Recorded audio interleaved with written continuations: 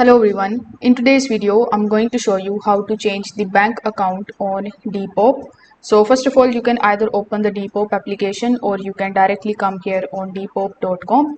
Over here, you need to first of all log in into your account if you haven't already. Now over here, if you are on the website of Depop, you need to simply click on your profile icon on the top right hand corner. Then you need to simply click on the option of settings. Now, when you are inside the settings of your account, you just have to simply look for the option of payment settings.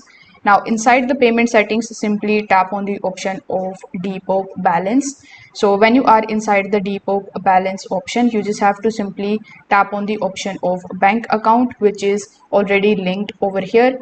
So you need to find your connected bank account, then select the option to update your bank details.